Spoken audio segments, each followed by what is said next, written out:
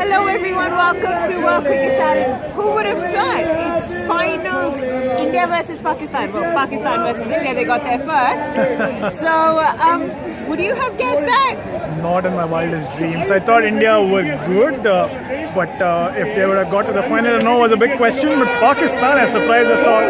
But today it was India's day. They beat Bangladesh as easily as you could have imagined, chasing down a score of 264 in 40.1 overs. And here we are outside the cricket stadium, and you can see what's happening here. I'll just pan the camera here. That is just one section of the Indian fans celebrating at the end of the match, and it's been a mayhem everywhere across outside the stadium with India winning that easily. Shruti. It has been crazy inside the stadium, and I'm not sure, but I do think Virat Kohli acknowledged the crowd at the end, but we really couldn't hear him because everyone was so loud. But the fact that they cheered, I'm assuming that he did acknowledge the crowd. But what would you have to say about firstly India's bowling? Because Bangladesh were actually doing pretty decently. They managed to over 100-run partnership for the third wicket. So yeah. They were 154 for 2, and this was around the 28th, 29th over before Kedar Jadhav came on to bowl. And well, if you usually double the score after 30th over, we're looking at a score of 310, 320. And even Virat Kohli said that in his press conference. The pitch was a good one for batting. A score of 300, 310 was a power score.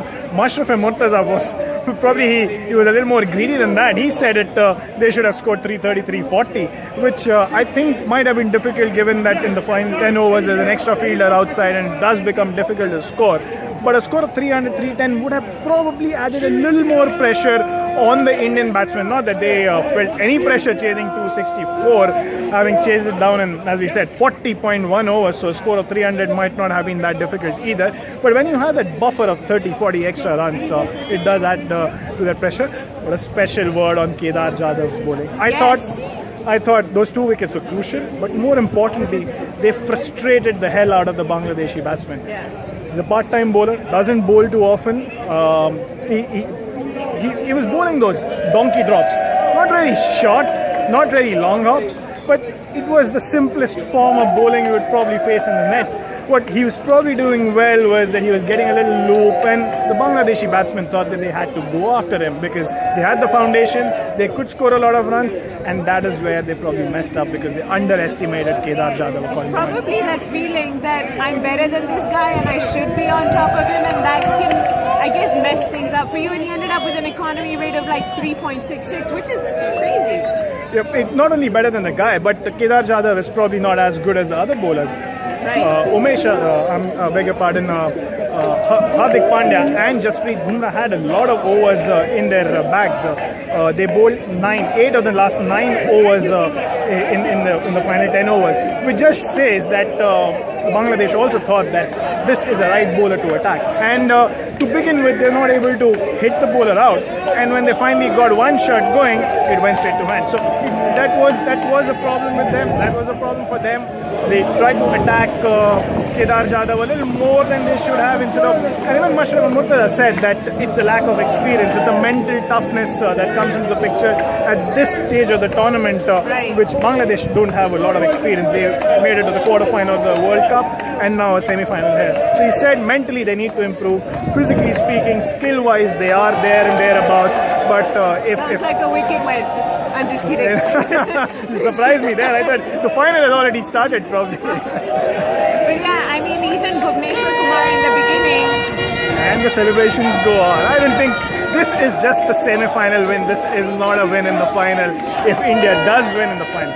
In fact, if Pakistan also win the final. We saw what happened yesterday after the Cardiff semi-final and the amount of celebration that the Pakistani fans gave us. I will say one thing though, when the Pakistani fans started to celebrate, the English gave it back with the "Oh Ravi Jadeja" chant, which I guess the English are hoping that the Indians will get some sort of revenge for them. I have no clue about that, but I'm just assuming. The English fans weren't too happy with that. Yeah, they were. Quite bunch of fans. There's an English fan wearing an Indian Indian cap. It was an English cap yesterday with an English flag as well. The English cap, Indian cap has worked for you.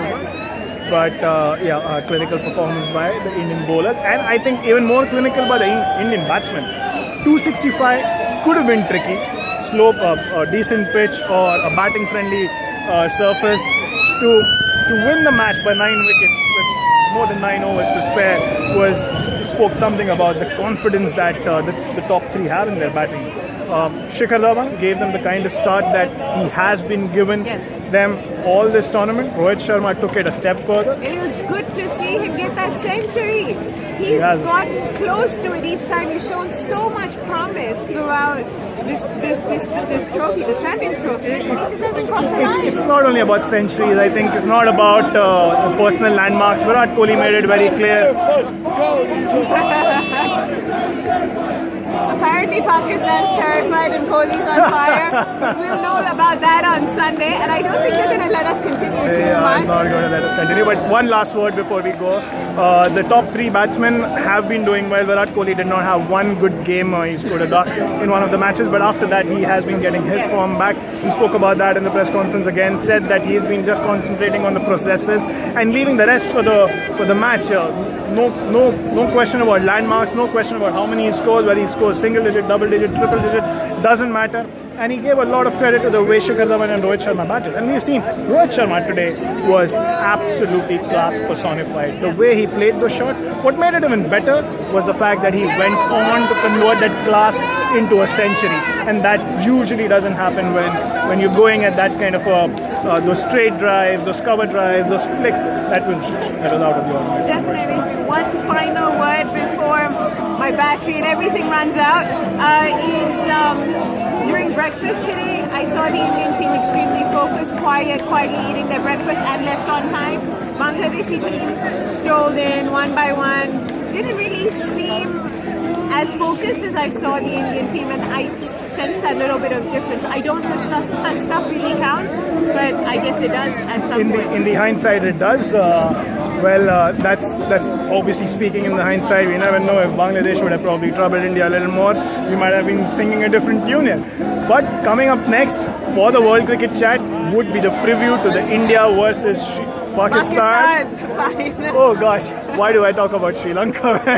It's an India-Pakistan final, but that is what we will have, and a match review after the final. Perfect. See you soon. Bye-bye. Bye-bye.